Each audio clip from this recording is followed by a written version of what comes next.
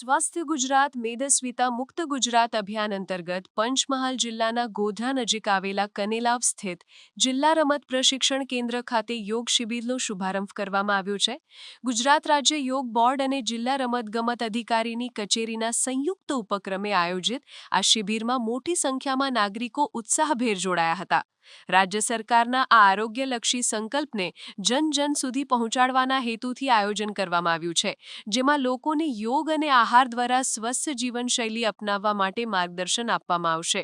રાજ્યના નાગરિકોને મેદસ્વીતાના જોખમથી મુક્ત કરવાના બૃહદ હેતુ સાથે શરૂ કરાયેલા આ અભિયાનને પંચમહાલ જિલ્લામાં જમીની સ્તરે ઉતારવામાં આવી રહ્યું છે. શિબિર દરમિયાન યોગ પ્રશિક્ષકો દ્વારા સહભાગીઓને વિવિધ યોગાસનો, પ્રાણાયામ અને આયુર્વેદિક આહાર અંગેની સચોટ જાણકારી પૂરી પાડવામાં આવી હતી.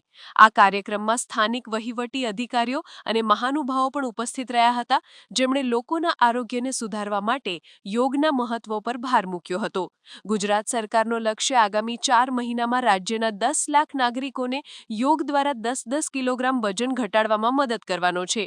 રાજ્યના મુખ્યમંત્રીના સ્વસ્થ ગુજરાતના સંકલ્પને સાકાર કરવા માટે આ શિબિર એક નક્કર પગલું છે. આ અભિયાન માત્ર શારીરિક સ્વસ્થતા પૂરતું મર્યાદિત ન રહેતા માનસિક શાંતિ અને તણાવમુક્ત જીવન તરફ દોરી જશે.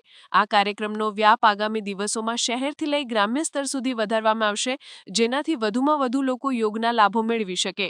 આ પ્રકારના સામૂહિક પ્રયાસોથી ગુજરાતને મેદસ્વીતા મુક્ત રાજ્ય બનાવવાની દિશામાં પ્રગતિ થશે.